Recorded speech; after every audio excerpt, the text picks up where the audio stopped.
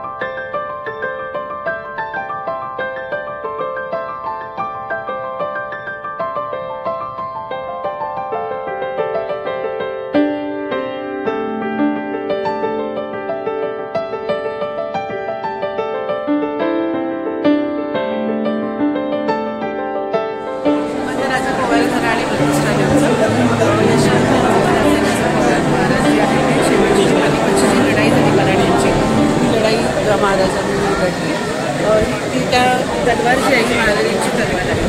तलवारीवरती हे जे तुम्हाला डॉट दिसत आहेत ते होल आहेत. ॲक्च्युली ते आता सोन्याने आम्ही भरलेले आहेत. तर एक प्रत्येक होलचं जे अर्थ असा आहे की एका 100 माणसं मारली की एक होल पाडला जातो.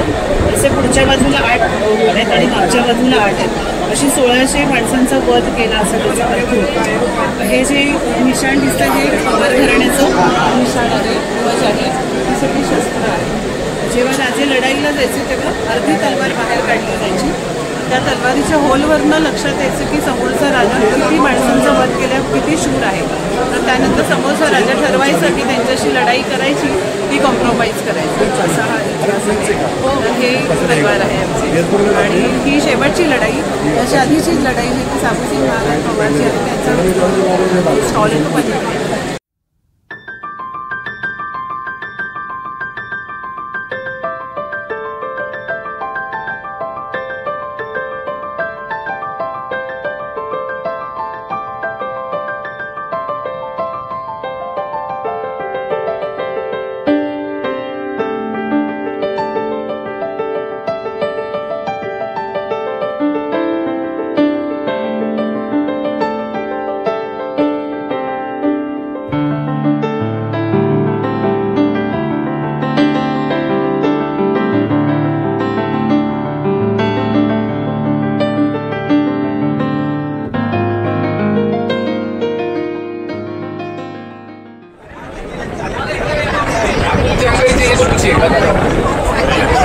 गडाला मारण्यासाठी महाराजांनी जो वापरला होता त्याची प्रतिकृती असा असतो. तो दिसताना फक्त अंगठी दिसते, आतमध्ये त्याला असा शस्त्र आहे.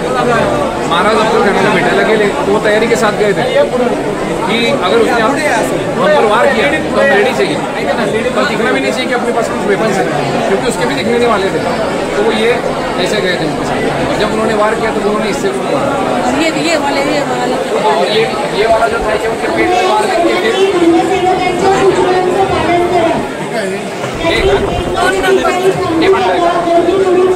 आपले बंधू असते ना त्याच्यामध्ये जे दारू आपण भरतो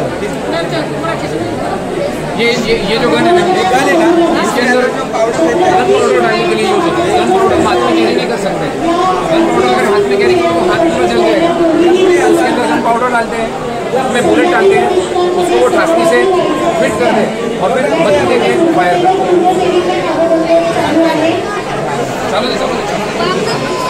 इथून जे आहे आणि हे 3 नंबर आता ते हळूहळू सर्व सांगते. इथेच सांग 2 मिनिटं आणि मी शेवटी प्रश्न विचारतो.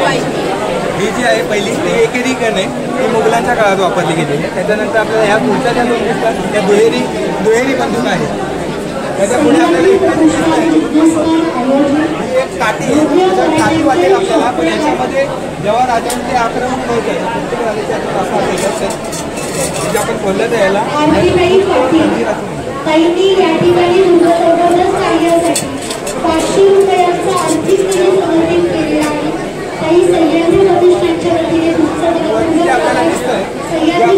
हात किंवा शिंग असतं डोक्यावरती जो जिरोटोप असतो ते तोडण्यासाठी या हत्याराचा वापर केला जातो. आणि जे आहे ते हत्ती जेव्हा पिसळलेला असतो तेव्हा त्याच्या डोक्यावरती त्याचा मारा केला जायचा आणि हत्ती हा शांत व्हायचा. इकडे आपल्याला दिसतं इथून ते इथपर्यंत खंडा तलवारी आहेत. त्या तलवारीचं नाव खंडा असं आहे. हे जे आपल्याला दिसतंय हे पात्र्याचा शिल्ड असतं आपल्या शरीराला ते तोडण्यासाठी हत्याराचा वापर केला जायचा. त्याला धोप तलवार असं म्हणतात. ही मराठा कट्यार आहे. इकडे अजून एक कट्याराचा प्रकार आहे. जेव्हा आपण युद्धाला जायचो तेव्हा बळी देण्यासाठी या तलवारीचा वापर केला जातो. त्याला काळी खंडा असं नाव दिलेलं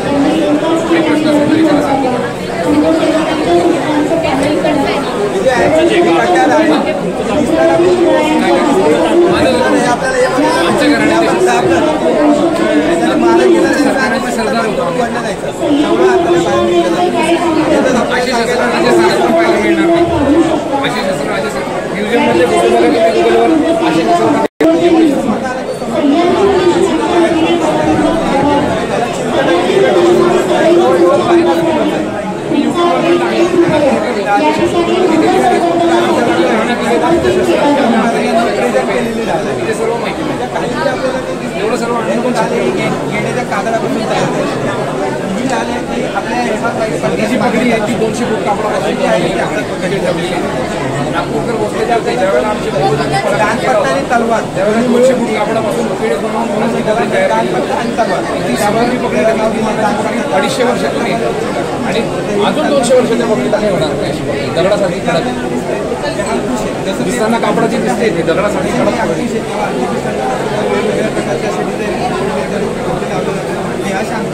म्हणजे एक प्रकारे मावळ मुकुट सारखी पगडी घालायची. हे जे आहे हे शिवराई आहे.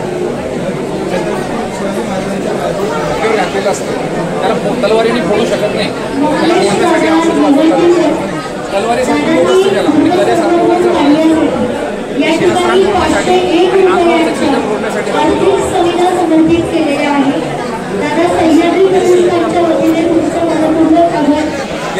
या इकडे मला विचारा तुम्ही या 3 नंबर ते मानाची तलवार शस्त्राला जास्तीत जास्त सुंदर बनवायचा प्रयत्न असायचा कारागिरांचा. सर्व शस्त्र युद्धात वापरले जायचे असं नाही. सौंदर्य दाखवण्यासाठी किंवा दरबारी सन्मान असण्यासाठी शस्त्र वापरले ते येते तसे दरबारी सन्मानाचे शस्त्र ते बाजूला जे येते सर्व युद्धात वापरले जाणारे शस्त्र. हा जो आहे हा याला खंडा म्हणतात. आणि खंडा हा बळीसाठी वापरला जातो. आमच्या घराण्यात ज्या वेळेला युद्धप्रसंगी घराण्याचे पुरुष जायचे त्यावेळेला या खांड्याने बळी दिला जायचा आणि मगच ते युद्धाला सुरुवात करायची. आणि ती इतिहासात प्रसिद्ध छत्रपती शिवरायांनी बनवलेली धोप तलवार म्हणतात सर्व. धोप तलवार अशी होती. साधी नॉर्मल तलवारची असते ती अशी असते. महाराजांनी म्हटलं की या तलवारमध्ये फार चुका आहे ज्यात दुरुस्त केल्या पाहिजे. जसं हिच्या मुठीला ज्यावेळेला आपण पकडतो तर हाताला कवर नाही राहत काही तर महाराजांनी त्याला हे कवर लावून घेतलं आणि शिवाय ते कवर मोठं लावलं तर आपल्या मावळ्याचा हात पण सुरक्षित राहिला पाहिजे. त्याच्यात ही तलवारीची लांबी फार छोटी होती. मुघल जे होते ते धिप्पाड होते. महाराजांची तलवार आपलं मावळ्यांची तलवार त्यांच्यापर्यंत पोहोचायची नाही. शक्ती कमी पडत असते. तर त्याच्यामुळे ही जी तलवार याची लांबी वाढवली जेणेकरून मुघल यायच्या पहिलेच त्यांच्यावर धाव केला जातो.